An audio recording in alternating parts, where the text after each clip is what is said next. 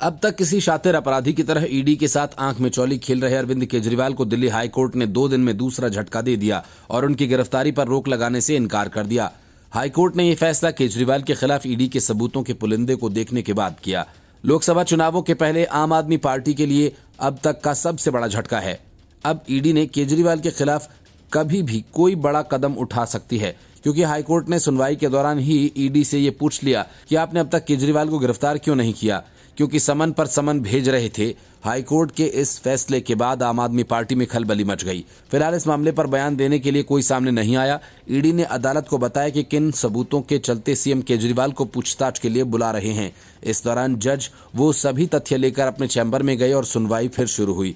ED ने court से आग्रह किया था कि वो तथ्य सिर्फ अदालत में देखें, अरविंद केजरीवाल के वकील को नहीं दिखाया जाए। ईडी की ओर से कोर्ट में दलील दी गई कि ये कोई चुनाव नहीं लड़ रहे हैं, ये विपस्सना में कभी भी चले जाते हैं लेकिन प्रवर्तन निदेशालय के पास नहीं आते हैं।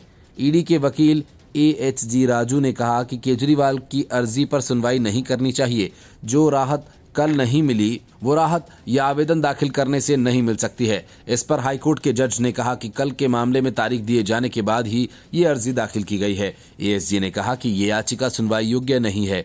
जब कोई मामला सुनवाई योग्य न हो तो आप किसी भी आवेदन पर सुनवाई नहीं कर सकते। जब मुख्य याचिका ही सुनवाई योग्य नहीं है तो इस याचिका में दायर किसी भी आवेदन पर सुनवाई कैसे हो सकती है। ईडी ने हाईकोर्ट में कहा कि हमारे पास तो समन करने का अधिकार है, उनको हमारे समन पर आकर जांच में सहयोग करते हुए हमारे सवालों के जवाब देने चाहिए। ASG राजू ने केजरीवाल की याचिका पर जवाब दाखिल करने के लिए समय मांगा। इस याचिका की मुख्य याचिका के साथ सुनवाई की जाए। ईडी ने कहा कि अरविंद केजरीवाल लोकसभा का चुनाव नहीं लड़ रहे हैं, फिर भी नहीं आ रहे हैं। इस पर दिल्ली हाईकोर्ट ने कहा कि लेकिन वो पार्टी के अध्यक्ष हैं। ईडी ने कहा कि अध्यक्ष हैं तो इसका मतलब ये नहीं कि वे समन का पालन नहीं करेंगे। कोर्ट ने ईडी को कहा कि आप इतने समन भेज रहे हैं तो सीधा गिरफ्तार क्यों नहीं करते। ईडी ने कहा कि हम पहले उनसे उनका पक्ष जानना चाहते हैं, हमारे सामने आकर सवालों का जवाब दें और इस मामले में किसी भी तरह की अंतरिम राहत नहीं दी जानी चाहिए।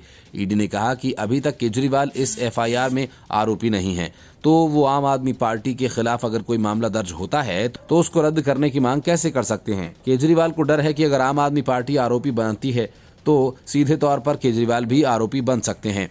ये सारे मामले दर्ज करवाना चाहते हैं। अगर हमारे पास आम आदमी पार्टी और केजरीवाल के खिलाफ सबूत आ जाएंगे तो हम आरोपी बनाएंगे, अगर नहीं आते सबूत तो नहीं बनाएंगे। ईडी की ओर से कोर्ट में ये दलील दी गई कि हमारे पास अधिकार है कि जांच के दौरान किसी से भी पूछताछ कर सकें। केजरीवाल की ओर से कोर्ट में कहा गया कि ईडी पूछताछ के लिए नहीं बल्कि गिरफ्तार करने के लिए बुला रही है। कोर्ट का कहना है कि ऐसे तो इस मामले में मनीष सिसोदिया और के कविता को भी गिरफ्तार किया गया। Bureau report, news of India.